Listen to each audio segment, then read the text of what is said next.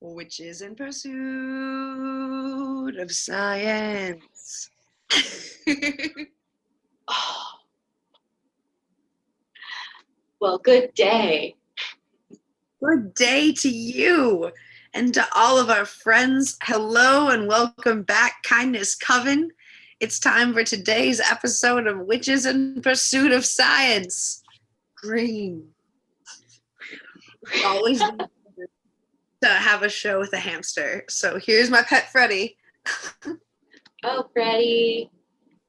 So cute, little guy. I love his fluff. Oh, thanks. I use a recycled eyelash wand to flip him up and make him fancy at night. He loves to get his breath. Fabulous. So fabulous. So, we have an incredibly special treat for all of our viewers out there today. Take it away, Nick. Yes. So on this episode of Dreams, I am so excited to introduce to you one of my dear friends. We've known each other for far too long, but actually Dreams have brought this incredibly inspirational, creative, wonderful witchy woman back into my life. So I would love to introduce you to my friend, Callie. Hello. Nice to meet you. Welcome to the show. I'm Angelico. Thank you. This is my teddy bear hamster, Freddy. Fabulous. Fabulous, Freddie. So tell us a little bit about yourself, Callie. Oh, goodness. Okay. As far as witchiness goes, my practice is pagan-based. I've been at it for a long, long time, and I love it, and it just brings me so much peace and joy, and nice to be part of the community. Awesome. And tell us about yourself. What do you do and what are you passionate about? My muggle job, I'm an interior designer. Oh, I love that. When I'm not muggle jobbing, I have a beautiful wife and a beautiful doggo that I spend all my time with. And we just like to hang out and relax and cook good food and drink good wine. That's kind of it. Sounds like heaven over there. I love it. Yeah. Wonderful. So tell us a little bit about your background and your knowledge with Lucid Dreams. Today we're talking all about dreams on this episode. And I want to know, we've called you here because first off, Nicole, would you like to share how you guys connected? Because I think that dream in itself is incredible. I've been looking forward to this moment for so long. Actually, while you were just talking, I had this wild deja vu moment to like years ago when I was driving around in my van and I had this conversation, like a Zoom conversation about lucid dreaming. And I was like, that's a weird thought. And I'm like, oh, maybe that was just right now. But anyway, so some time ago, last year, when it was thick in the pandemic, this beautiful creature sent me a message and said, so I know this is really out of the blue, but I had a dream about you, so would you like me to hang out and maybe talk about it? And in the dream, she was at her witchy cottage, enjoying her porch, just having a nice time surrounded by herbs in a really nice little homestead. And then I came out of the shrubbery and I asked for help and like guidance on protection and whatnot. And ever since then, she's been such a leading matriarch to like helping me really grow and get to know myself. And even we did one of the first quests that I ever did on dreaming, where we learned about how to enhance your dreams through tea, herbs, and everything. And so we'll get into that quest. I would love to share it. But I think before we get into how to experiment with your dreams, we've got to gather some knowledge, talk about what dreams come from a scientific standpoint, from a magical standpoint, and really expand and dive back into how to experiment with them because it's time.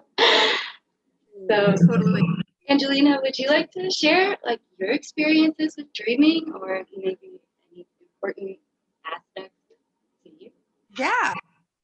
First, I want to say lean a little bit closer to the microphone when you're talking from the couch. It's a little harder on our side to hear you, but it's still That better. there. You go. Yeah. Just, but it's there are parts in and out. So first off, from a technical standpoint, dreams were first thought of to be a Freudian slip of what a person wants and an unconditional stance of this is how they're making sense of the reality around them and unconditionally how they would have liked to change it. Another then science said, well, no, that's not true. It's just neurons firing synapses, and our brain is just reflecting all the random images that we saw throughout the day, throughout media, and it's cast upon us and it doesn't mean anything. And then we come from a standpoint where people, especially there's documented shamans that communicate in other countries through dreams. There's dream work, especially with lucid dreaming. We look in Central America and we've seen shamans in Central America communicating through their dreams and through lucid state with Aboriginal people in Australia. It's more than just dreaming is more than just sitting there and thinking about it. It's something that as a child I used to dream. I used to be a very avid lucid dreamer, and at night as I'd fall asleep, I loved controlling my dreams and where it would go. I never thought of it as being anything more than just a daydream as you drift off. But that is actually the cool synchronicities I started to learn as an adult. And when we have these daydreams that you manipulate as you fall asleep, and you learn how to do that in your actual sleep, you can bring yourself back to it. And going back to places that I like to revisit in my dreams, or places during meditation that have been like a safe space or a sacred hole. That's something that I really enjoyed seeing. Same thing that with nightmares on the opposite side of it too. I have definitely have had throughout my life reoccurring nightmares that have given me a pickle sometimes. And trying to find the meaning of it, it's interesting because there's so many different meanings to dreams and ways to interpret it. So Callie, my question to you is what got you into interpreting dreams and this talent that you have for it? I want to know more. I want to know it all. Yeah, so I mean, I did really vivid dreaming as a kid. I mean, like from the get-go, it's just something that's had a really strong impact on my life. And so that naturally just went into my practice as I started really recognizing my practice within myself and not being passive with it, really engaging with it and seeing what I could do with it. So I really like to work with herbs in my practice. I like to use, good natural product and experiment with it in my own way. Yeah. So what herbs do you recommend when working with dreaming, or what herb helps with sleep? I suppose is the first thing for those of us out there that maybe have restless nights or have a hard time even getting to the dreaming state. Yeah. So my number one is valerian root, which is great. And it's a mild hallucinogenic. I always like to give people a heads up on that. If you have experience with hallucinogenics, cool, great, you'll enjoy it. If you've never experienced anything, just kind of take it easy and be prepared to be a little extra sleepy the next day. Absolutely. But it is mild. I love the taste of it personally. Not everyone does. It's very fragrant. Is that the feet part? It's the one that smells like feet. Yeah. Fragrant is an understatement. But it's not bad. I did kind of like it, but it's not bad. It's there. So on that note, another good one to put with valerian is honey, because in our practice, honey always sweetens your outcome. So they're really nice to pair together. Another good one is mugwort. It's pretty mild. Damiana is also really good, but you can do too much. So if you're going to use that one, just do a little research and be sure you're being careful with yourself and, buddy system and all that good stuff. Yeah. Very cool. So with dosage, if you're trying to find yourself in more of a lucid dreaming state, or being able to get into that meditative state to lull you off into sleep and put you in the spot to get it wiggly jiggly with your dream state, what would be the concoction you would recommend for our cauldrons if we were to make some? Yeah, you bet. So I like to do it in a tea form. It makes it really straightforward as far as dosing. You don't have to worry about grinding, dealing with pills and vegan capsules and all that. It just, cuts straight to the point. So also with tea, it's a really specific dose, right? Your tea bag or your strainer is only going to hold so much herb. Absolutely. Valerian, you can't do too much. You're not going to hurt yourself or like go crazy or anything. It's just an herb. It's really mild. So if you did just that in your tea strainer, did a cup, you'd be good to go. Okay. Awesome. I love it. It's so Perhaps interesting to one me. day when we get really good at photo like editing, we'll have like the words pop up there or like the recipe, you know. Valerian, mugwort. That's the future. For our viewers watching, Dreams. yeah, future dreams on YouTube are to have, more like pop-up videos, and for our listeners on Spotify and Apple Podcasts, wherever you get your podcasts from, they're probably like, what is going on? Sound effects and glory. Well, like that. But I wanted to know, it's really fascinating to me that both of you say grew up having really vivid lucid dreams. Because for me, I rarely had dreams until recently, like the past couple of years, because I really started to work at it. So it's almost hard for me to wrap my head around growing up and having access to lucid dreaming like that all the time. It must be such an incredible experience that allows you to feel so limitless, It's great. Anyway, thanks for my 2 cents there. So something that I've appreciated from my dreams is that if I have a reoccurring dream, I like to draw it out in a comic form. And if it's something I'm manifesting, it's wild to see how every comic I've made comes true. I don't know if it's a form of visions or like what's going on there, but like every year I make a yearly comic of like all my goals. And it's like this cute little stick figure, Ange, and I've been doing it since I was in high school.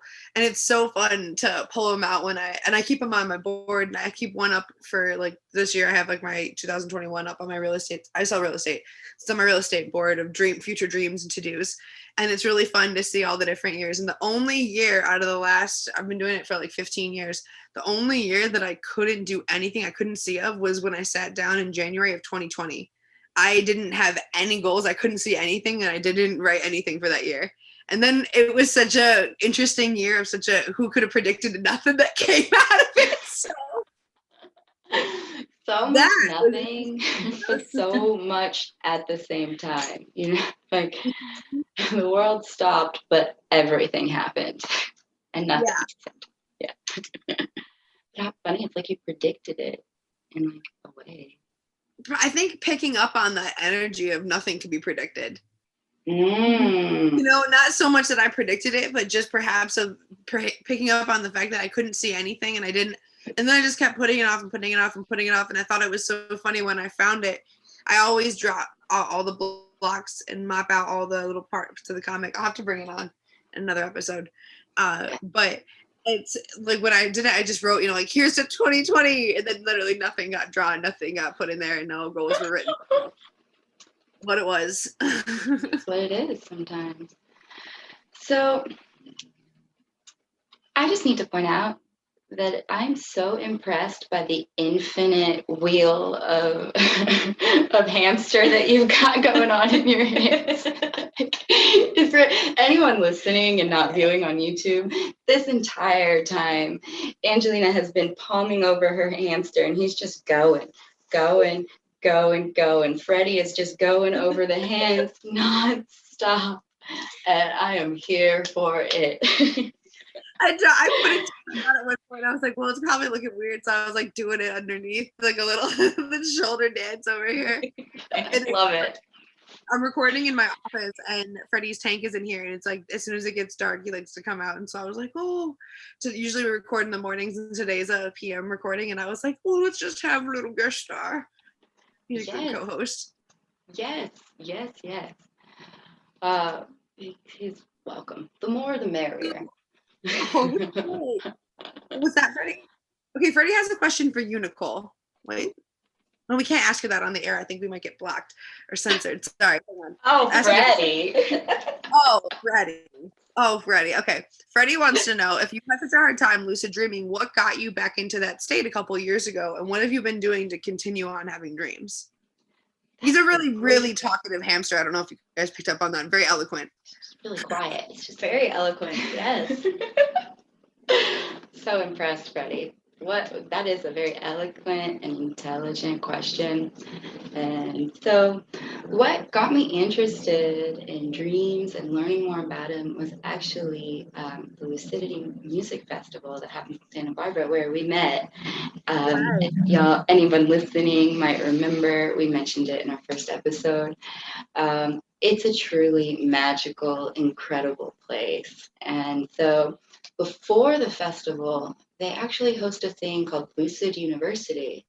And I was volunteering there, scooping the trash. It was the greatest week of my life, I swear. And so I got fortunate enough to listen in to some of the evening talks about their lucid dreaming experiences, how they do it, how you get to lucid dream, and how you stay lucid dreaming. And ever since then, I was like, I'm missing out on a huge part of the human experience. So I started watching their videos on YouTube. Definitely check them out. They are amazing. We'll post them in the comments or the info below. So they have videos about how to learn how to lucid dream or how to get started. And the major thing that they say is start with a journal. Keep it by your bed. So when you wake up from a weird dream, you can just recall it all. Or if you don't like a journal, you don't like writing, you can also use your phone and just info dump, talk to it, and leave an audio message. And that's kind of quicker and easier. Sometimes for me, maybe it's the same for y'all, that whenever I'm trying to recall my dreams, my thoughts are way faster than hand can write, and it's hard to capture it all. Then it's just so that's a really good alternative. And then another way to start lucid dreaming is to set intentions. So before you go to bed at night, set the intention to have a dream about something in particular, or just to have a dream at all and remember it. Start small, get more complex as you go. And eventually, you start to have dreams that you remember. Now, having dreams where I'm aware that I'm a dream and staying in them, I'm not so good at yet. I'm still practicing, still learning. I have noticed that it's a dream, but as soon as I do, I always snap right out of it.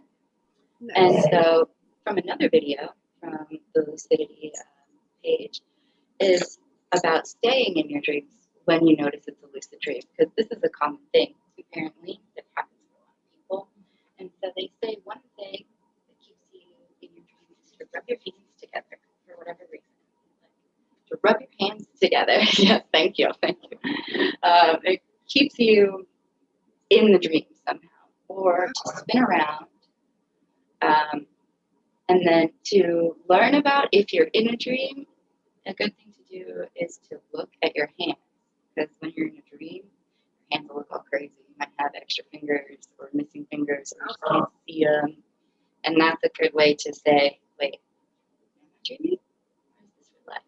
And just asking yourself that question throughout the day, is this a dream? Can also lead you down that path to dreaming more. And so all of this I learned from watching their videos and being fortunate to sit in on the nightly classes. So if you're interested in lucid dreaming, the folks that put on the Lucidity Music Festival can teach you so much more than I can. So definitely check them out. And they're like really cool people too. I will fangirl over it all day. I've also heard before that you can't read when you're in a dream. So if you like try to look at a sign, or if you try to like open up a book, you won't be able to read it. Oh, that makes sense, because it's like you have to create all of them. Yeah. What language is it in? Yeah. Right. So if you like look around, you see, and I've noticed it in my own dreams. Like I would see like the binder behind me that has a word on it, that word would just be a bunch of squiggles. You know, like we're in the place of where the words are, and there's symbols that look kind of similar to it, but Yeah, yeah. Sometimes though, like when I look at signs, that's how they look like all the time, you know, and just like, oh, that's a lot of text. I got my glasses.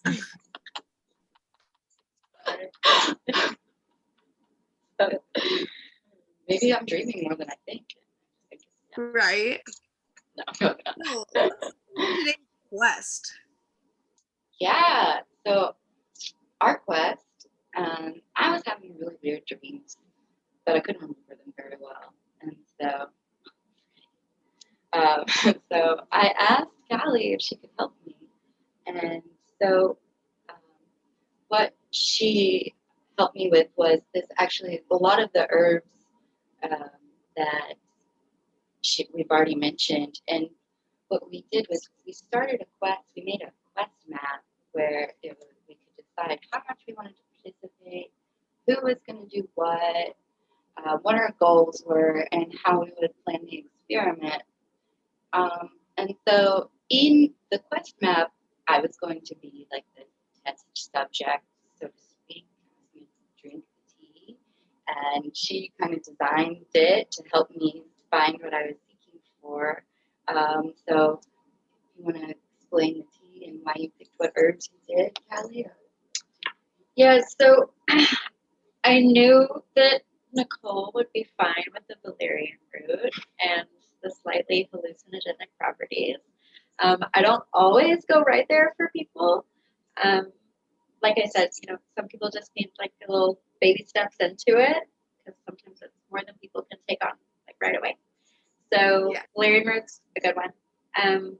We also did some kava in hers, which is good because like she was saying, she had a hard time kind of staying there, and Yeah. kava helps you just like really relax and settle in and stay grounded with your intention. Yes. So that was a big part of it. Also, setting the intention before you go into it is really important. We also did some herbs that helped with clarity. So that was something she was seeking, was not just to see something, but to better understand what it was that she was seeing. So the mugwort helped with that. And we also did orange peel that helps. And then the honey, as I mentioned, helps sweeten your outcome. And like we said, she was looking for an outcome, right? Like an end answer, better understanding. So this kind of helps get there. The other thing that I really recommend with this tea is if you have a physical grimoire, like you have a book, to sleep with it on you or next to you or under your pillow. It just kind of helps you have that physical connection on this plane to who you have on the other side and help kind of guide you and be kind of like that stepping stone. And it definitely was. That's exactly what I did. With this little book here that I keep all my important notes in. And so I remember when I got the tea, I was kind of nervous. Never done anything. But I was really eager to check it out and see what could happen. So I made the tea and I sat down. I have my meditation space and lit some candles, drank the tea, and meditated for a while on trying to set some intentions, what I wanted to discover, how I felt I was being challenged. And after I meditated on the flame for a while until I kind of really relaxed, got in the zone. And then I just did some free writing, just let thoughts flow, and kind of asked for insight in how to pursue my highest good,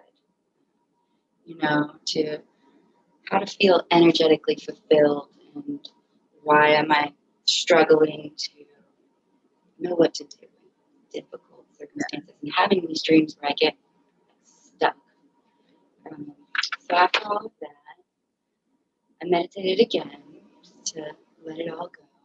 And my book, gave it a hug, and I put it under my pillow, and I went to sleep. And I felt a little, wiggly jiggly, a little fuzzy, I guess, like warm, but the tea was warm, so that's probably why I felt warm, but besides the point. And I went to sleep, and I slept really good, and I slept really hard, and I dreamed. I dreamed so vividly. I had multiple dreams, and in each of them, it was instances of being chased or hiding and needing to step up and figure it out. And in all of them, until the last one, I wouldn't know what to do. And I would have to come to this critical point, this precipice, make a decision, step into your power, accept that you can be a leader, that you can make decisions. And I would be scared, and I wouldn't. And then the dream would pass, and I would go into another one. And finally, in the last dream, I was able to not be afraid, and I was able to be like, no, I'm going to do this. And I did the task that was before me, and it was really kind of enlightening. Like, yeah, it's scary, but just do it. Do the thing, because if you don't do it, you're going to feel worse about it, and the universe is going to keep throwing that same thing at you to like, do it. You can do it. I know you can do it. Yeah. Do it. Yeah. So that was my experience with it. It was really quite the time, and I'm so grateful for you leading me along this way and showing me how to. How many days? How many nights did you do this for? So I just did that. That was one night. All of that was in one night.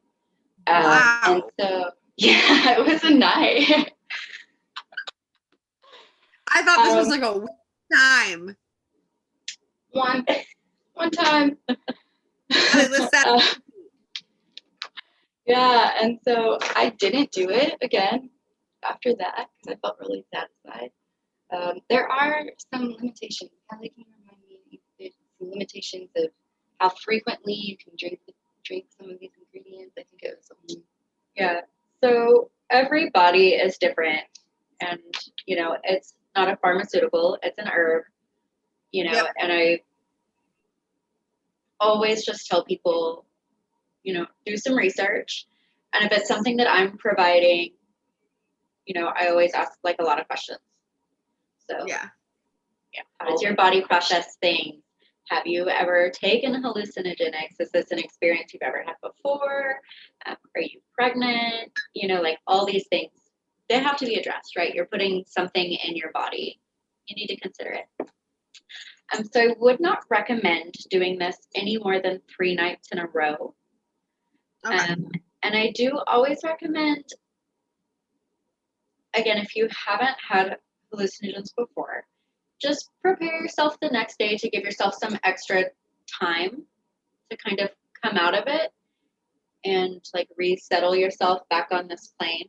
And don't rush into your next thing, because you may still be kind of downloading some messages, right? And processing what you saw. For some people, it may be an emotional experience. You may see something traumatic. You could see tons of things, right? So give yourself that time. Don't rush yourself. Don't expect yourself to be in work at 7 a.m. the next day, checking out worms or putting a living room together, whatever your job is, like let yourself and your spirit have that time to collect. So I would not ever do it more than 3 days in a row, for sure. It's a toll on the body and the brain, and you need to let yourself have that. Yeah. That's awesome. Yeah, it was really awesome, and I'm happy to share the quest map that we created and how to do this, as well as the one that we did that has all the details of our quest and our experiment, and then a blank template we'll throw up in the Facebook group for anyone that wants to get involved and start their own quest, just as a nice little launching point. Yes. How to get started. Perfect. Yeah, yeah, great tool. So